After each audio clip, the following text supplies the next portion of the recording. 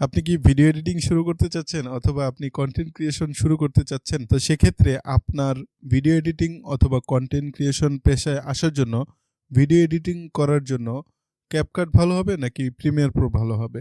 শুরু করার জন্য কোনটা ভালো? আজকের ভিডিওতে আমরা সেটা সম্পর্কে আলোচনা জানাতে পারেন। CapCut যেভাবে হাইপ তৈরি করেছে মনে হচ্ছে যেন সব ধরনের ভিডিও এডিটিং সফটওয়্যারকে পেছনে ফেলে CapCut প্রথম সারিতে চলে আসবে। আপনার কাছে কি মনে হয়? এটা কি আদৌ সম্ভব? জানাতে পারেন কমেন্টে। আমি আপনার মতামতের আশায় থাকব। CapCut এবং Premiere Pro এই দুইটা কি সবার আগে বলে নিচ্ছি।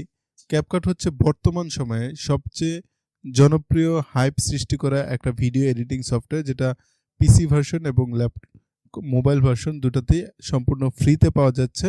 Premiere Pro হচ্ছে প্রফেশনালদের ভিডিও এডিটিং সফটওয়্যার, যেটা অনেক দিন থেকেই ব্যাপক জনপ্রিয় এবং যত ধরনের ক্রিয়েটিভ কাজ রয়েছে সবকিছু এই Premiere Pro video editing software দিয়ে করা হয়। এবার আমরা বলবো ইউজার এক্সপিরিয়েন্স সম্পর্কে, অর্থাৎ দুইটা সফটওয়্যারের মধ্যে ব্যবহারকারীদের কাছে কোনটা সবচেয়ে ভালো বা সহজ। CapCut হচ্ছে সবচেয়ে ইজি একটা সফটওয়্যার, যে কোনো নতুন ভিডিও এডিটররাও খুব সহজে এই CapCut সফটওয়্যার ব্যবহার করে দারুণ দারুণ সব ভিডিও এডিটিং করতে পারবে। এটাতে যে সকল ড্রাগ অ্যান্ড ড্রপ ফিচারগুলো ব্যবহার করা হয়েছে সেগুলো ব্যবহার করে যে কেউ অল্প সময়ের মধ্যে অনেক হাই প্রোডাকশন ভিডিও তৈরি করতে পারবে। ভিডিও তো অনেকটাই দেখলেন, হয়তো আপনি লাইক করতে অথবা সাবস্ক্রাইব করতে ভুলে গিয়েছেন। এখনই ভিডিওটাতে একটা লাইক করুন, চ্যানেলটা সাবস্ক্রাইব করুন, তাহলে পরবর্তী আপডেট মিস হবে না। পক্ষান্তরে Premiere Pro একটু পেশাদার যারা তাদের জন্য খুবই জনপ্রিয় একটা সফটওয়্যার। পেশাদাররা এটা দিয়ে সাধারণত বিভিন্ন ধরনের ফিল্ম মেকিং অথবা কালার গ্রেডিংয়ের মতো প্রফেশনাল কাজগুলো করে থাকে। তবে Premiere Pro প্রথম অবস্থায় আপনার কাছে জটিল মনে হতে পারে, তবে যখন আপনি এটা শিখে নেবেন তখন কিন্তু আর এটা তেমন একটা জটিল মনে হবে না।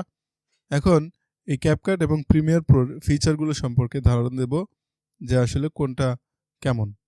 CapCut-এ প্রি টেমপ্লেট তৈরি করা থাকে, অর্থাৎ এটাতে যা যা দেওয়া আছে এগুলো জাস্ট আপনি ড্রাগ অ্যান্ড ড্রপ করে ব্যবহার করতে পারবেন। কিন্তু Premiere Pro-তে আপনি চাইলে নতুন নতুন ফিচার তৈরি করতে পারবেন, যেটা আসলে CapCut-এ করা যায় না। CapCut-এর মোবাইল অ্যাপ রয়েছে, পাশাপাশি ডেস্কটপেও এটা ব্যবহার করা যায়।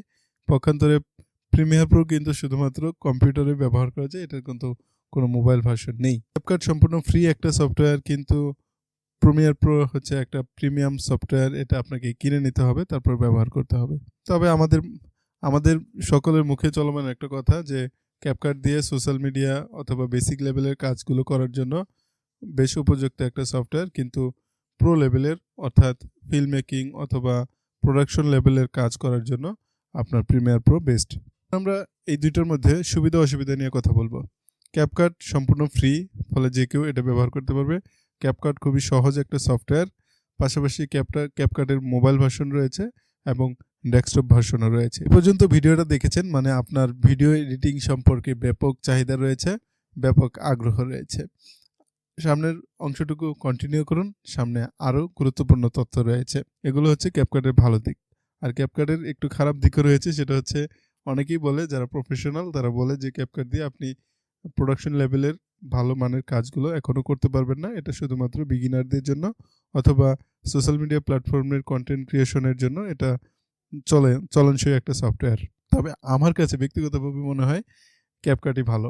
আর Premiere Pro সুবিধা হচ্ছে এটাতে অসীম কাস্টমাইজ করা যায়, যত খুশি ততই আপনি যেভাবে খুশি সেভাবে কাস্টমাইজ করতে পারবেন। আর কালার গ্রেডিং এর ক্ষেত্রে অথবা প্রফেশনাল অথবা প্রোডাকশন লেভেলের কাজের জন্য এটা বেস্ট একটা সফটওয়্যার। সুবিধার দিকটা হচ্ছে এটা প্রথম অবস্থায় আপনার কাছে জটিল মনে হতে পারে, তবে এটা শিখে নিলে কিন্তু তখন আর এটা জটিল মনে হবে না।